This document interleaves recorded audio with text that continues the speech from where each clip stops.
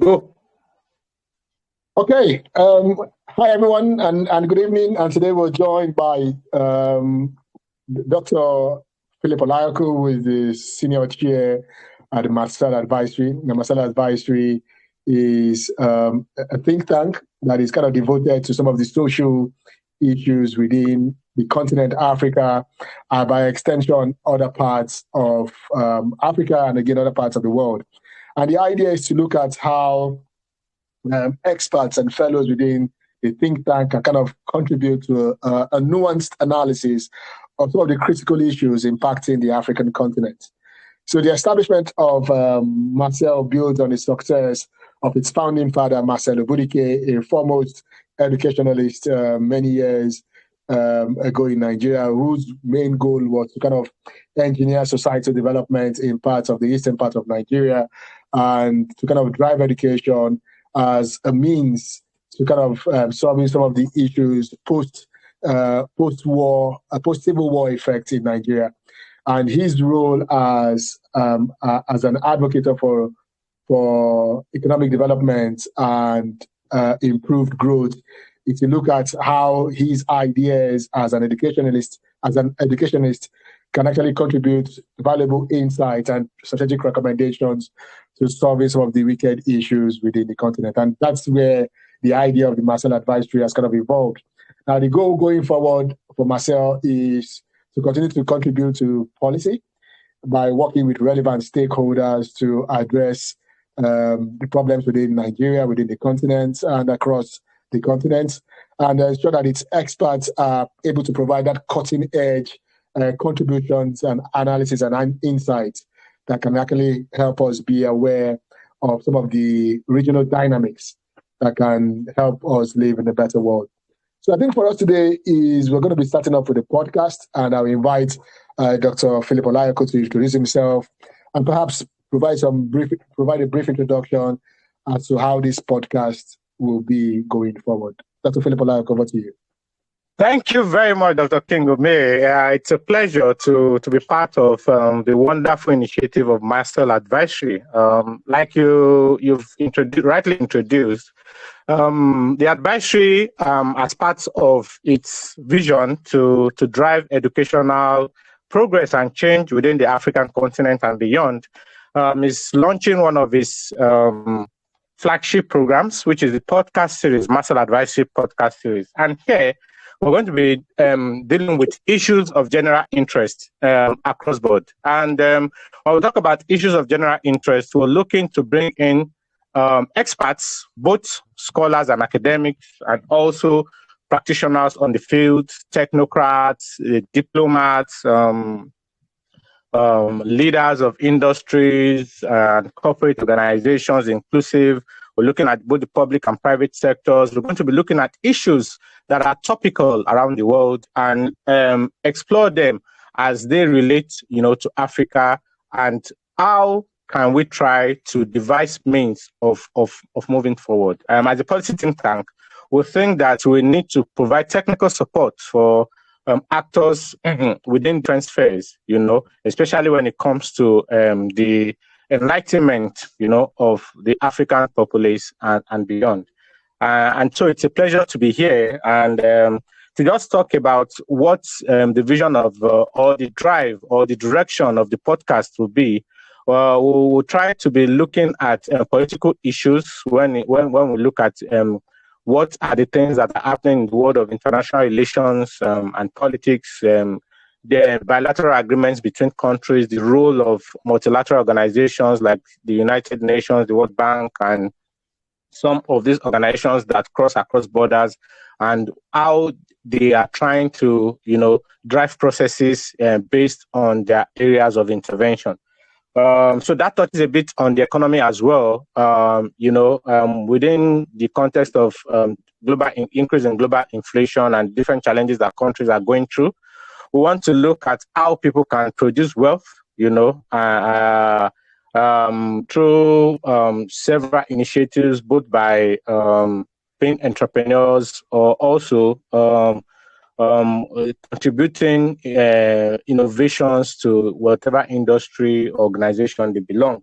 We're also going to be looking at sociocultural issues in a world that is in need of so much love this period. We're going to be looking at different layers of relationships and how this affects how people live together within communities.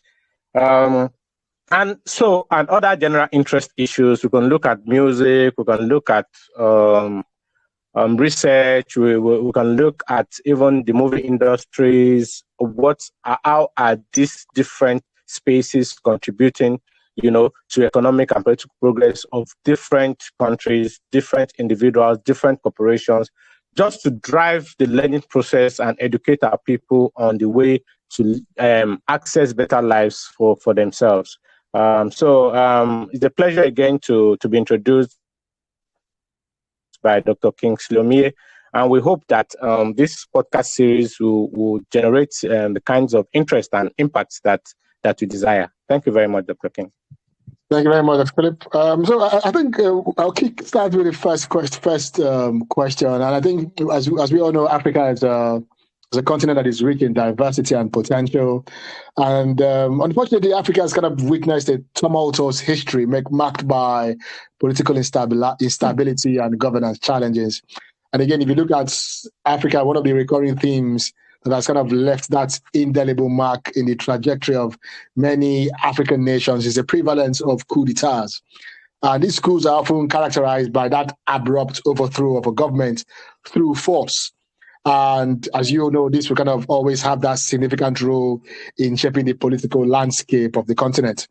And I think recent matters, again, have kind of shown that there's been that prevalence of many coups d'etats across the continent. And of course, as we all know, coups often lead to that cycle of instability and a lack of continuity in governance. It kind of happens economic developments as investors are very quick to hesitate in committing their resources due to that political unstable environment. It kind of takes me to my first question, because again, as we all know, coups perpetuate that cycle of poverty and political fragility. So my first question is, what are the main causes of coups? Within an African context, what can you say, right, is the main issues or the main causes of coups d'etats within the continent? You can look at it from a contemporary perspective, or maybe perhaps from a historical perspective. But again, what we want to hear is, what are the main causes of coups d'etats in Africa?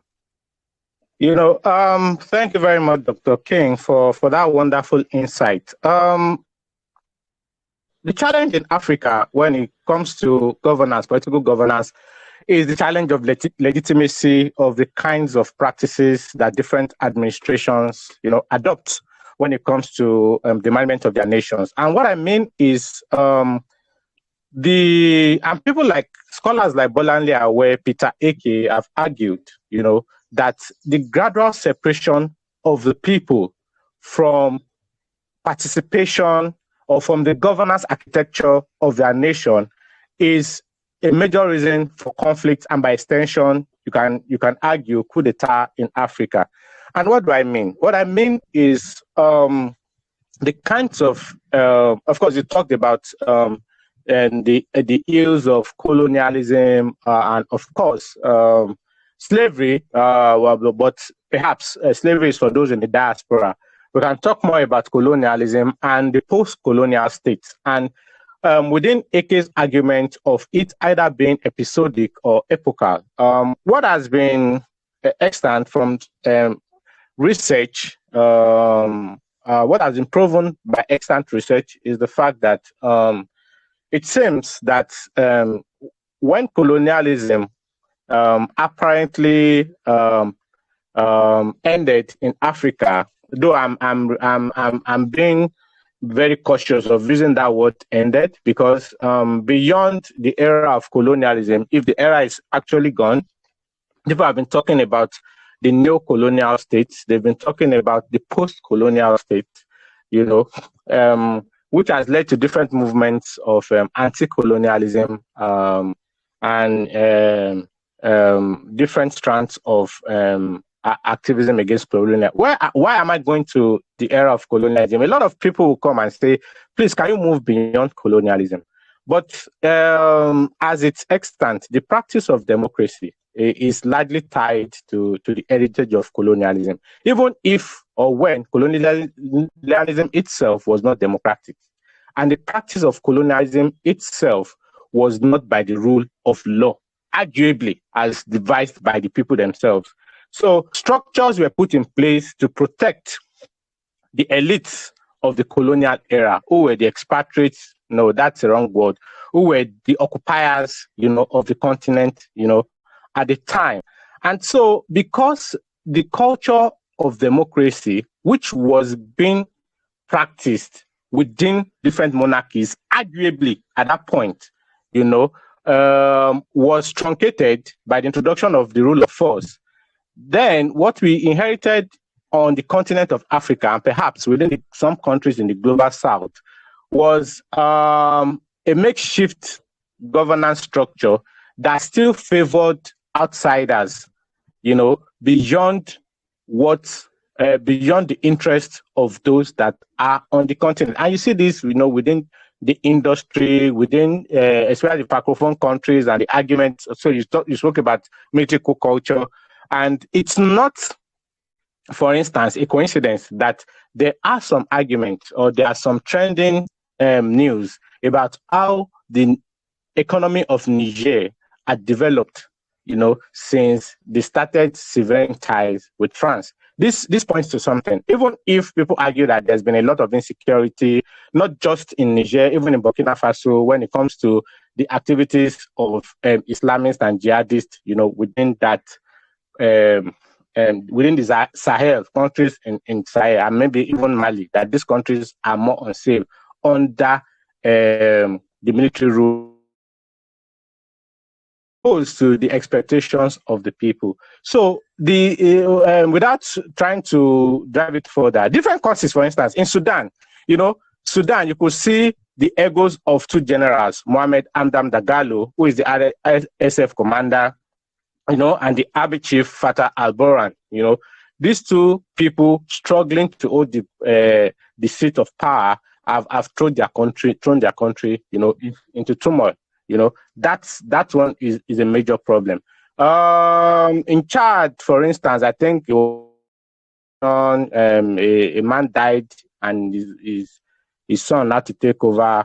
I think so there are different causes, based in Gabon, which is recent, just two months ago. You're talking about President Ali Bongo Dimba, who was calling out to his friends to cry out and rescue him. But this was after the president himself allegedly had undermined the credibility of the electoral process, further disenfranchising the people from exercising their rights, because the elections, which he claimed they won, were through a controversial defeat of Mr. Albert Osa, was not free and fair. Shutting down the internet, the disrupting communications. So when it comes to the culture of coup, I think, or the resurgence of the coup culture within the West African corridor, for instance, it's obvious that several of the democratic governments do not have the support of the people. And why I'm saying this, for instance, is the fact that after, as they saw in Niger, as it even happened in Burkina Faso, there were people on the streets that were jubilating when the military took over power. Not because they aspired to the kinds of autocratic reign that the military would bring, but their aspiration was more directed towards creating sanity within the system, which they think that a democratic culture, as it were, cannot provide. So they think that, okay, these guys are coming, even though in Burkina Faso, in Niger, even in Mali, people are arguing that the people, the military administration, the military regimes have fallen short of the expectations of the people, and this is not too surprising. But what is more important is the fact that as long as democratic or the practice of democracy on the continent does not factor in the integration of the rights of the people to choose the people that they want, to enjoy the dividends of democracy, to access better life. As long as countries, keep being under rules of several families that have built dynasties, like we've had, in Gabon, where a family had ruled for several decades, close to 6 decades or more than 6 decades, if I'm not wrong, and so as long as people turn this the governance of their nations into family inheritances or family heritages, then these governments will not have the legitimacy or support of the people. And if the people are pushed to the wall, then perhaps we will not see less of what has been happening, across Africa, especially within the West African corridor, at the moment. So the failure of the people to enjoy dividends of democracy, to have a say in government, to partake, within the governance structure. So the people talk about election, might talk about election, people going to the polls, for instance. But the fact remains that how much of the votes of the people count. And when I'm talking about count, I'm not talking about going to the polls, dropping your votes, but how do the figures translate in the end to the outcome of the elections? This is what matters. How do these figures, how does my coming out, the use of technology, the use of things in place, how do they translate to the final results of the elections? So without much further ado, let me just wrap this up by saying that we inherited a shabby democratic culture from during the return to indigenous rule from the colonial people who themselves did not have the culture of democracy. This practice of dividing the people installed a new elite that have seized power from the people, and people are looking for means, including those within the military, are looking for means to displace or remove these hijackers from perpetually dominating, the country. This is what I can express based on this. Thank you very much, Dr. King. Absolutely, Philip, and I do agree with you. And I think from what you've said, I think the points are clear because, most of these countries, if you look at countries like Sudan, Burkina Faso, Niger, Mali, and again, most of the countries within the continent, it's opposite to kind of mention that most of these countries are kind of characterized with weak governance structures. And these weak governance structures are characterized by corruption. And when there's that corruption, there's always that lack of transparency and inefficiency. And these are kind of feeds into coups because when, like you rightly mentioned, when the citizens lose confidence in the ability of the government to address their needs, dissatisfaction quickly escalates. But again, I think within Africa, one point I wanted to flag up is the fact that, within Africa, there is always that deep-seated ethnic and religious tensions, many of the continent, many of the countries within the continent that have deep-seated ethnic and religious divisions are usually very prone to experiencing political instability because you find out that most of these various groups are vying for power. And what happens is that these divisions can easily be exploited by very ambitious leaders and very ambitious military factions seeking to advance their interests. But just like you rightly mentioned up, high levels of poverty, economic inequality, cannot be overlooked. We find a lot of government officials have kind of seen governance as a means to an end, as a means to enriching their pockets and perhaps rewarding their godfathers. And again, the people are not naive to understand that these political actors are not working in their interest. So this would definitely always lead to that social unrest, create an environment where coups may be perceived as a means to address grievances.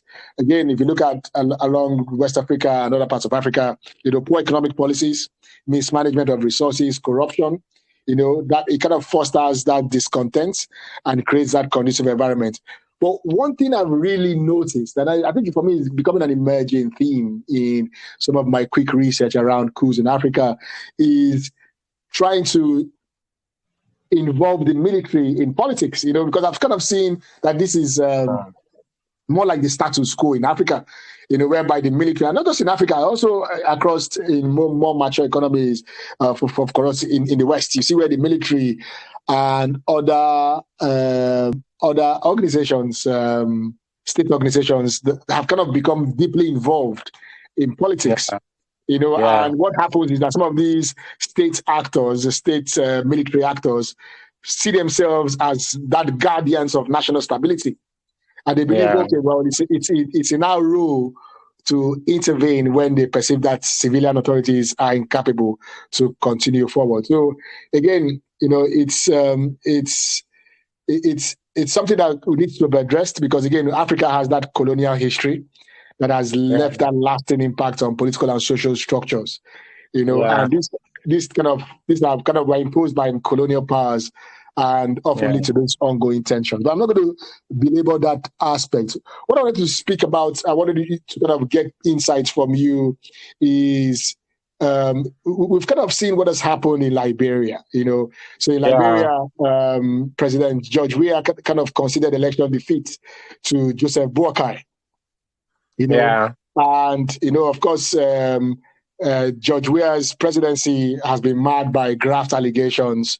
But one thing that kind of stood out was the fact that despite being marred by so many allegations, his government has been acknowledged as being proactive in ensuring that smooth transition of power, in a very once volatile African nation. And again, we're not going to go into the historical antecedents of Liberia, but we all know that, So Boakai, again, is 78 years, and this again is one of the a lot of political actors now within the 60 years to 78 years. But again, that's not the core of our conversation. Now, the core of our conversation is in the light of the success, or perceived success, of Liberia's favorable election, and looking at what has actually happened again, perhaps in Nigeria, whereby there still is that building of discontent across the electorates, arguing that President Bola Tinubu perhaps was not rightly elected into the position. My question today is there anything we can learn from Liberia, and perhaps going forward, what can other actors, political actors, learn from Liberia, and can the learning story or the morale of the story or the success story of Liberia kind of feed into the need to kind of enhance and strengthen democracy going forward within the continent, to ensure that there is a reduction in the spate of coup d'etats within the continent? Thank you very much, Dr. King, for your wonderful insight. Right, like you rightly mentioned, the new Liberian president, Joseph Boakai, almost in his 8th decade on earth, declared winner of Liberia's presidential election. And the incumbent, of course, the famous footballer, George Weah, who was much more a better footballer than the president of a country, the celebrity president of a country, arguably from the reviews that we've heard of his presidency, considered defeat. And I said this is not new. Of course, with our own experience in Nigeria, there is a certain President Jonathan, who, Goodluck Jonathan, who also considered defeat as an incumbent and handed over power, saying that the blood of any Nigerian is not worth his ambition, and he's become the face of democracy in Africa. But I think we need to tread with caution when we talk about conceding defeat and governance. And this has to do with streamlining or reducing or delimiting, the essence of governance to elections. And this is what I noticed, when it comes to the electoral cycle, a lot of people, donors, development partners, pick interest. They put a lot of money, invest a lot, do a lot of, as if this is going to translate into good governance, And so People use the first years of, or the first few eras of a president, the first few months of the era of a president, to fight for mandates. You know, as we witnessed in Nigeria under the President Tinubu that I just mentioned, President Tinubu that you just mentioned. And so I think it's important that we try to stretch governance beyond elections and reduce the kinds of emphasis. And I'm not saying that electoral cycle is not important in nations, like it is indeed important. And a lot of money goes into campaigns, mobilizing support, whether legitimately or illegitimately, they violate some of the rules and regulations, and these things happen. But the fact that somebody just comes and concedes elections does not make him a better president than the person who refused to concede election. This, first and foremost, must be stated clearly. Each individual, each person must be reviewed based on his performance in office. This is a very great start point. And that is not to say that, and we should not blow it out of proportion. When you lose an election legitimately and you concede the election, then you've just done the right thing. You've not done something out of the extraordinary. But that is important for dousing tensions within the policy and polity, and is not conventional within the African continent for incumbents to cede over power easily without manipulating results or manipulating the process itself. Is not in doubt. What we're saying is that this culture of accepting the mandate of the people, the freedom of the people, the rights of the people to choose who they want should be seen as, the right thing. I think even the election I won, the Liberia election was like a runoff between both candidates before, the president-elect of Liberia, I don't know whether it's been sworn in, the president-elect of Liberia was declared, the winner. So what I'm saying is, much as we admire George Weah, we should not now put him as the model of governance in Africa, as people are want to do when it comes to President Goodluck Jonathan, to the face of democracy in Africa. This, I think, conceding defeat does not make you like the face of democracy in Africa. It's a noble thing. It's good that you are able to calm your supporters down. But I think what needs to go into what we need to do more work on is to build the culture of a peaceful electoral cycles within different nations in Africa. And so I think a lot of countries now have like a peace committee, by whatever name they call it, that tries to sue for peace within different or opposing political parties, so that the electoral cycle is not as violent. But you also want to question the impacts that some of these committees are having. You sign a peace accord before elections. The elections end up being marked by different forms of electoral malpractices, from violence to theft of results to vote buying to and these things don't change.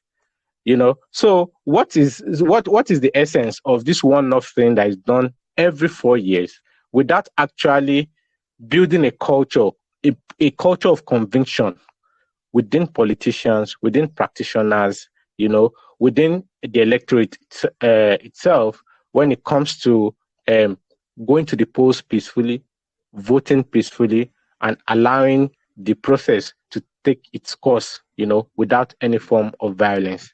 So what we can learn from Liberia, like you said, is to, I'm not sure how peaceful the Liberian elections were, even though there are no reports of much violence like we have in other places.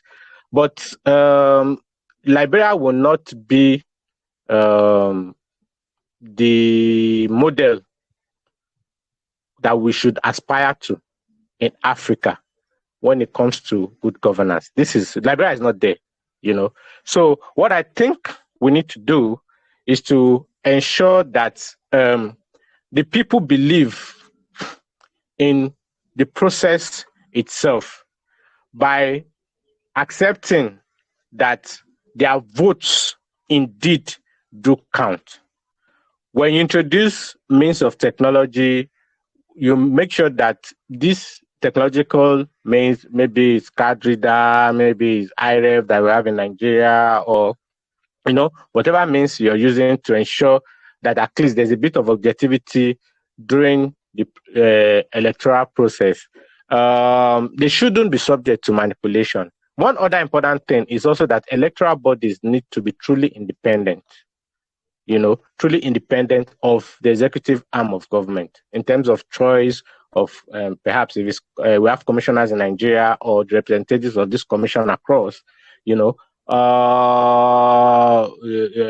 should be independent. It should be free of any sort of political, interference. So I think that's my take on it. Elections are okay, but elections is not what governance is all about. It's part of it. It's an important part of it. But governance extends beyond election, and we should also focus on other parts of governance. How many industries have been created? What sorts of export value, does the country have? How does it fare when it comes to competition within the global market? What are the resources that it have in terms of the economy? How do politicians treat their opponents? How do they treat communities that they don't get votes from? Do they run the country as one people, or they play on the ethno-religious sentiments that you mentioned to divide the people based on certain forms of identity? What sort of educational policies are put in place? How interested are people in education? What is the crime rate in the country? Who are those that are perpetrating these crimes? In terms, I'm not even talking of those that are being caught for stealing petty cash every day. We're talking of those that steal billions in offices. How are they curtailed? What is the role of the judiciary? How are they able to interpret the law and help in enforcing it? Who are the state agents? Where do their loyalties lie? To the government, to the government of the day, or to the people of the nation, to the nation itself? What are national symbols? How do we value them? These are very core governance issues that are supposed to be experienced. What is the experience of an ordinary citizen on a daily basis, even if everybody cannot be at par when it comes to economic buoyancy? But how fairly do they feel treated within what is obtainable in their immediate environment? So these things are much more important, than considering defeat. You're considering to defeat during elections. Yeah. So I think that would be my take on that, Dr. King. Thank you very much. Absolutely. I think I agree with you. And I think, if you look at elections so far that has been conducted in the past 3 to 4 years across the continent, the real truth is elections within the continent are kind of fast losing their meanings. Because what you find out is the elections have been militarized, and most of this transfer of power have actually been stolen rather than gotten through the votes of the people. And that's why for me I feel that Liberia's election is a rare win for the continent. Given that Liberia has gone through so much over the past years. But again, if you look at the case of President George Weah, the truth is a lot of people have been disillusioned by so many of the allegations around corruption and weak governance, and these things, again, can actually not be ignored because, one, their argument is George Weah kind of failed to deal with corruption and that growing rate of poverty, drug abuse, and the decline in economic stability and economic growth. And again, you see that these things are kind of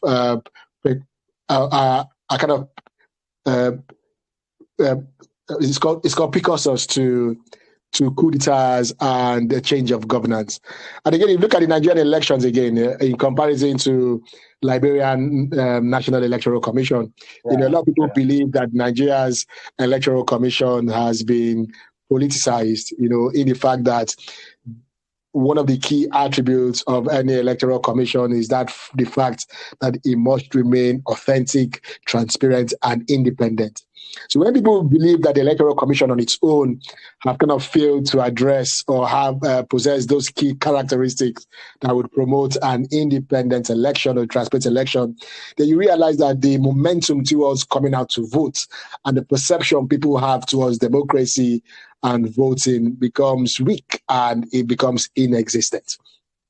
And that kind of takes me to perhaps my penultimate question, because I'm mindful so that we can actually work within the 1 hour timing, is based on these discussions that you've kind of mentioned. And if you go back, because I wanted to find out, how can these coups be prevented? Because we understand that preventing coups requires that comprehensive approach that addresses the root causes of the contributing factors. If you look across Africa today, you find out that many of the leaders always like to cling to power for decades. In Equatorial Guinea, you have President Mbasongo, who's ruled for 43 years, Paul Biya, who's ruled for 40 years in Cameroon. We've got Sassou Nguesso of Republic of Congo, 38 years. I think Museveni has ruled for around 35, 36 years. And I think Isaiah Afwerki, Eritrea, 29 years. So again, can one kind of attribute this long staying power perhaps can be one of the issues that can lead to weak governance and perhaps the emergence of coup and the stifling of democracy within Africa? And again, in that light, there's a second question I want to perhaps tease from you is, what can actually be done to prevent the emergence of coup d'etats? You saw what happened. I think the information we're getting from Sierra Leone is that there appears to be a little bit of political crisis, and the current government has kind of imposed a national curfew. And governments have said in a conversation, in a recent announcement, is that they are in control of the security situation. So again, what it means is that there's been a big challenge, there's been a big issue within Sierra Leone again. The fear is are we looking at another likely coup? So again, what can actually be done? And that's my question, right? What can actually be done? Looking at Africa, looking at the challenges, looking at how long presidents and leaders tend to stay in power, how can coups within the continent be prevented? Yeah.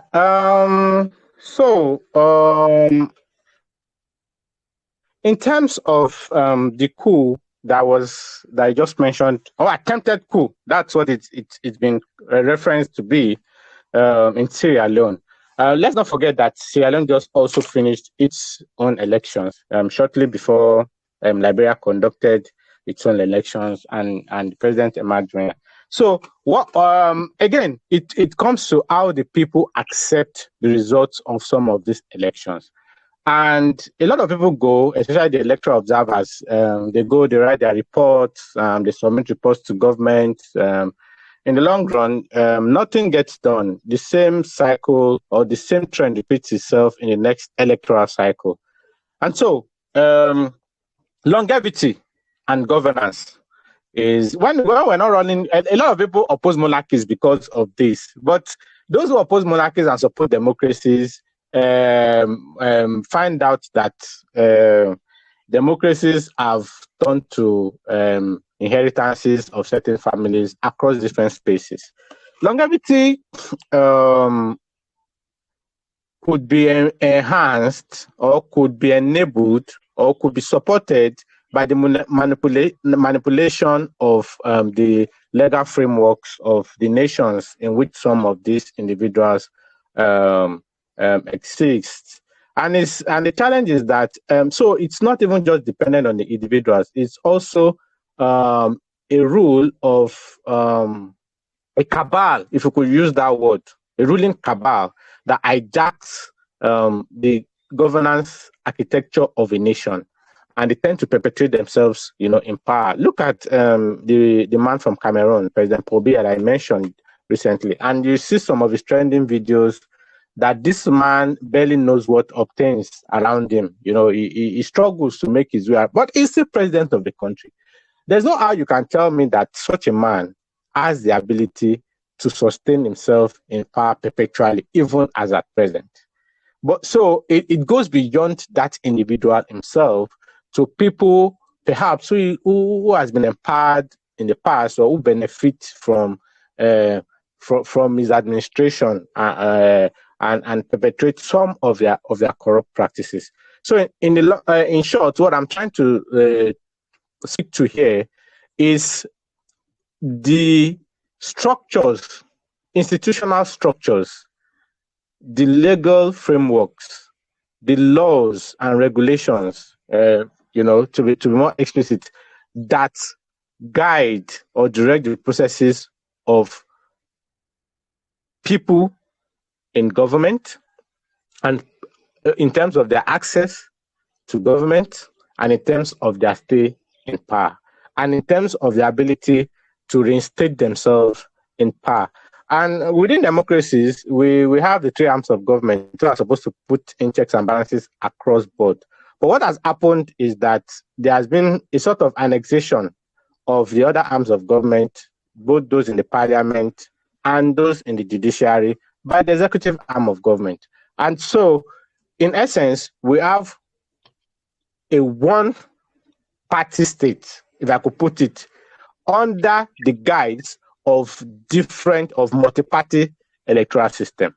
But for example, if you look at a country like Nigeria, where the ideological drive of parties are non-existent, people easily move from one party to the other, And so you now begin to ask yourself, what is the identity, or what is the unique ideology that drives specific political parties that aspire to governance? You read manifestos, everything that people write are just very similar to. They even accuse each other of theft. They say this one is implementing this one is doing this one is doing that one. There's no that's one. So there's no actual independence when it comes to the operational dynamics of these other arms of government. This is a major problem, within the practice of democracy. And this is what enables people to stay for that long in power. Now, what can create like a break in this kind of culture? I look at it and I speak to the fact that there apparently are no formidable opposition. And when I talk about formidable, it's not about making noise in the media. It's not about always creating negatives about the administration. It's about a critical approach to governance itself, to or institute, or for in order to use a better word, to create a structure that puts checks and balances on the incumbent. So you lose an election, for instance, and as an opposing party, and you go to sleep for the next 3 years next 3 or 4 years, until the next electoral cycle, before you start making noise and trying to blackmail. Issues are happening. There's high rate of inflation. You are not producing documents, evidence-based, evidence-driven, to talk about what the government should have done to help reduce inflation. Issues of insecurity, you're quiet about it. Investors are on strike. It doesn't bother you. The transporters are fighting. You care less about it. The spate of kidnappings, of course, that's tied into insecurity. You say nothing, about it. You just like nothing. And when I mean nothing, it's not about going to the press and issuing a statement. I'm saying, what are the alternatives? In your own manifesto, what would you have done differently? What would you have advised, backed by evidence, backed by scholarship, so that the people will say, okay, this person is serious, and we'll even be able to mount pressure, on the government. Another thing is the issue of the civic space that people have been arguing that is shrinking today.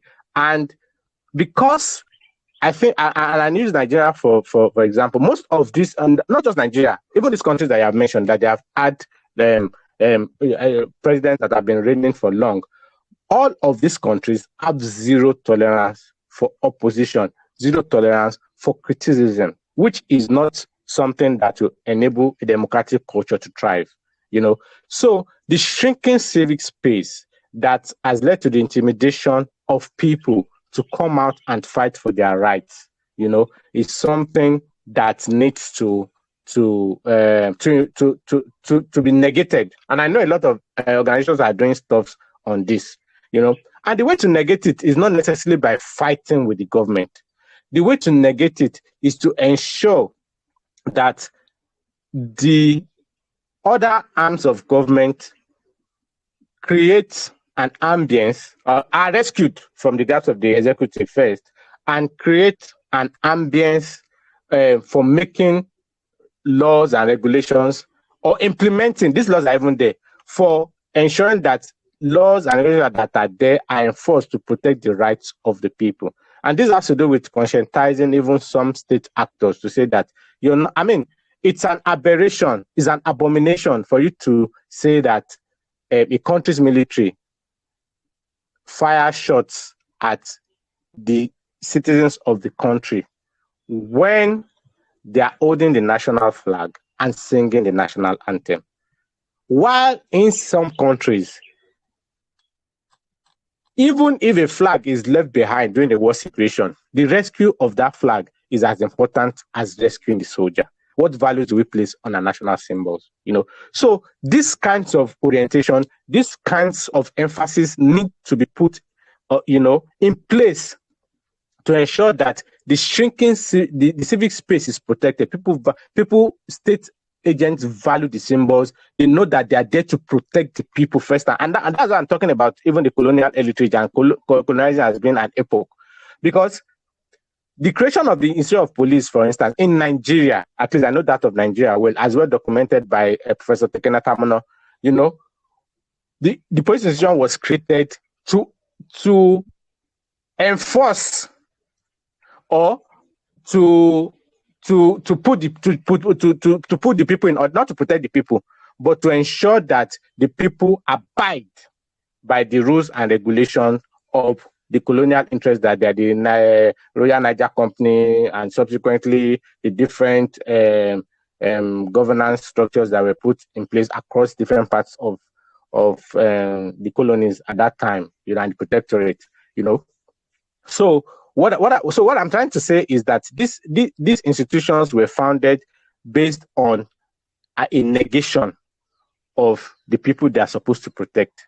So there needs to be a reversal of orientating people within the structures to say, first and foremost, you are there for the protection and security of the people, and not to indict them or victimize them. So that when you're walking on the street and you see a policeman, you're at peace that this person is there not because he wants to look for a way to incriminate or arrest me at all costs, but looking for a way to protect me.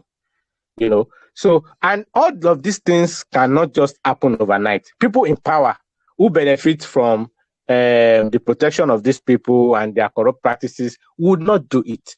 It's a formidable opposition that creates an evidence-based conscientization of the people on a regular basis that can do this. And this has to be, I'll end with this, in partnership with the academia. I tell you for a fact that in Nigeria, for instance, there's a danger of the academia being crippled with the past strike, the long strike that they went on, and the refusal of the government to pay them for this strike action based on invoking the no work, no pay, whatever that they are trying to use. And I say, if the government succeeds in punishing the academic union or the lecturers for trying to stand up for the people as the only potent, and I say this without any sense of prejudice, or this is the only potent arm of opposition that we have in the country now that at least can make the government shift. If the government is able to clamp down on that and undermine them, then the civic space, that the little civic space I think we have, is going to shrink further, in Nigeria, and ditto for all other parts of the African continent. The institutions, the academia must be invested in national growth and not just for the protection of its members. The hope of the common man is on the drive, the vision of the academia of, these different nations, and how they are able to impose themselves, within this governance structure. What has happened is that when academics go into governance, they become enmeshed, they become part of it, and so there's little that they can do. Why the reverse is supposed to be the case? When academics go into politics, there should be a difference to say that, okay, at least this is somebody that is coming from a place of vision, and can drive, the country forward. Thank you very much, Dr. King. Sorry for dragging this a bit too long. No, that's fun. I kind of enjoyed your takeaways there. And again, I think you're perfectly right and had to fault your comment, because the truth is, preventing coups within the continent is that ongoing process, and it requires that sustained efforts at the national, regional, international levels. But again, it kind of also involves building that resilient democratic institutions that you rightly pointed out. And what I've been seeing is the fact that, if you're unable to strengthen those democratic institutions, then the rule of law becomes a distant story. Because the inability of governments to establish and reinforce that rule of law means that it's very difficult to ensure that legal and constitutional framework is respected. Some of the information coming out from the continent is that within Nigeria and within parts of the states in Nigeria, that there's that lack of independence in terms of the judiciary.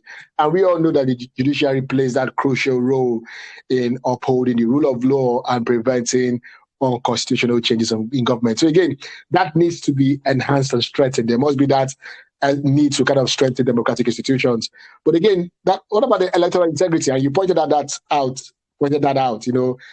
Free and fair elections, and ensuring free and fair elections means that there must be transparency in the electoral process. And this kind of ensures that we're able to prevent those election fraud and manipulation, but more importantly, build confidence in the electoral system. But again, let me kind of take you to perhaps my final question, and I'm mindful of time. So we've kind of seen what has happened with President Julius Maada Bio's Sierra Leone. And again, if you look at Niger, you find out that President Mohamed Bazoum was kind of taken hostage in July 26th, whereby the military took over power. If you look at Burkina Faso, a group of army officers kind of overthrew President Roch Marc Christian Kabore and kind of installed that patriotic movement for safeguarding and restoring the military junta, with Paul Henry Damiba as the head.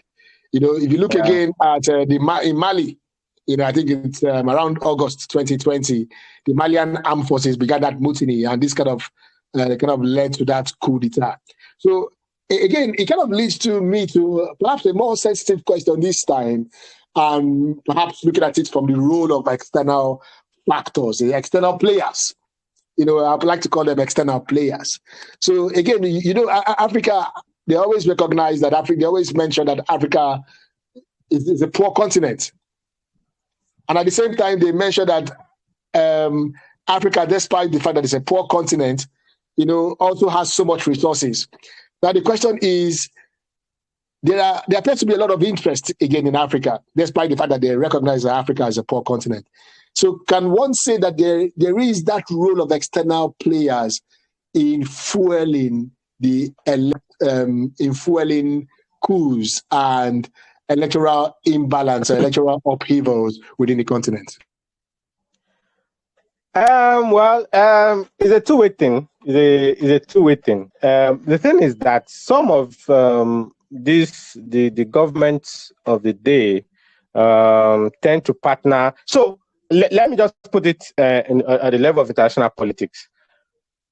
The general belief, or the trend has been that the trend has been that the the world is shifting away from a bilateral mode to a multilateral mode. And that means that it's always been the divide, perhaps since the Cold War, between Eastern Europe and North America, And so the belief is that the world is shifting gradually to that, and there are new players that are coming up. Yesterday, I just saw a video of China that was trending, by one apostle in Cameroon. And it was saying that China's form of colonialism is not distant colonialism. China is actually trying to run a settler colonialism.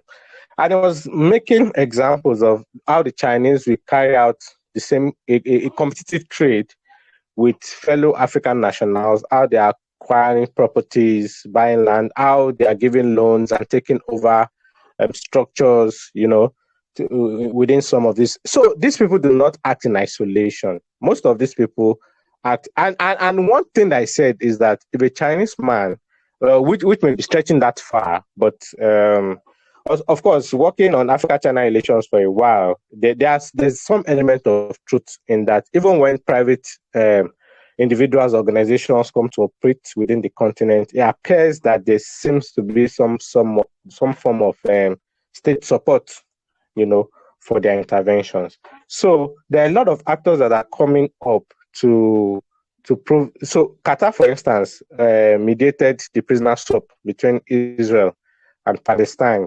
with the crisis that is ongoing in Gaza, So that's becoming a big player, within the Middle East. Saudi has not been shy of his global ambitions, to, especially in more recent times, to open up, to extend, conceding to some demands of modern, if I can use that word, or conventional forms of democratic governance, in terms of gender rights and issues like that, attracting the best of people to come and work within his climate, also giving money to invest. So these actors are coming up, and these actors trade. I purposely didn't want to mention Russia and the Wagner Group, which of course is something that's very relevant to what we are discussing when it comes to security in some West African countries. So yes, there are some external actors, and in fact, if you look at several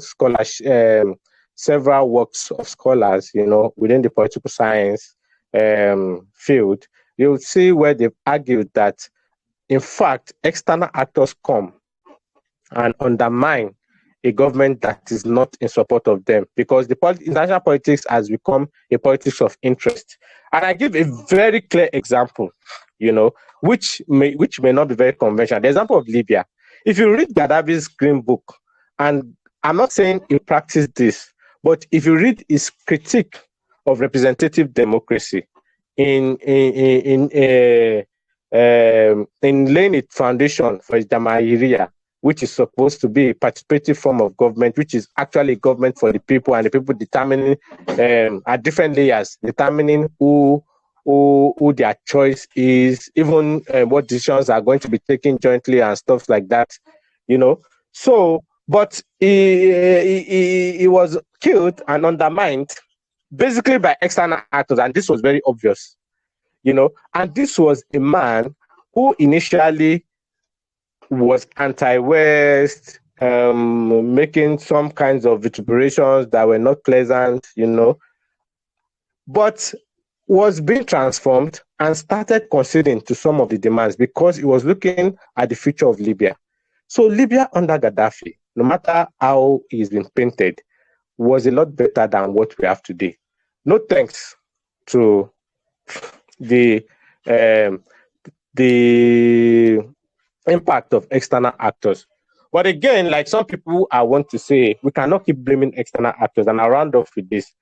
What are the terms that the leaders of the African continent go to the table with when they go to negotiate? This is what is more important. Countries must mingle. Countries must try, because you cannot act in isolation. But how prepared are you when you go to the negotiating table with these guys? They don't give you a Chinese document for you to go and sign in China without having experts who can read this thoroughly to and to, without selling your countries to these people. You don't go to Germany without technocrats who are effective to tell you the considerations, and I'm not saying technocrats by qualification, technocrats by competence, proven track records, that can help your nation, so that protect your nation. So we as Africans need to go to negotiating tables on our own terms instead of going cap in hand to beg for the interventions of some of these people. Yeah, I think I'll stop at that because of time. Absolutely, and thank you, Philip. And I think you're very right. And I think for me, I was having a conversation a few weeks back, and something I kind of gathered that again, Africa over the years, has kind of become that battleground for that ideological influence between superpowers. Previously it's the United Nations and Britain and the Soviet Union. Most recently, China has come into the space. Those superpowers and France again. Those often supported regimes that kind of aligned with their geopolitical interests. Many of these presidents that we see that have spent more than 10, 20 years, again, in some way are actually pawns to many of these geopolitical actors, and these geopolitical actors prop up as leaders who are seen as allies. Now, these external players, the support they provide, can always contribute to that political polarization and make governments more vulnerable to coups. But again, you've seen what has happened in a lot of these francophone countries. All these foreign powers, France, for instance, with that economic and strategic interest in the region, they always do like to influence political dynamics in the African countries. And again, sometimes these political dynamics never all go well with the people. The rise of electric vehicles and the need for cobalt, again, that competition for access to resources, often lead to those external actors supporting governments who support their goal to be able to take the resources and perhaps go against those that oppose their agenda and their goals and potentially contributing to coups. But one thing I've noticed, and again, one thing I've noticed is a lot of the countries that are very dependent or heavily dependent on external aid, or are subject to economic pressures, often face that challenge of maintaining that political sovereignty. Because if you have that economic dependence, or you have that economic dependence of those external actors, it makes your government more susceptible to external interference. Then we look at the aspect of arms trade, which I think is a conversation that has really not been expanded much on within the continent. We get that arms trade and that medical assistance from external actors. And what this kind of leads to is the militarization of politics. When you see governments receiving substantial military support, what happens is that they are more inclined to use those force to maintain power. And this can kind of arm the behavior of armed forces and contribute. So I think there are a lot of factors, a plethora of factors, and I'm sure if we continue to have this conversation, we can continue on and on.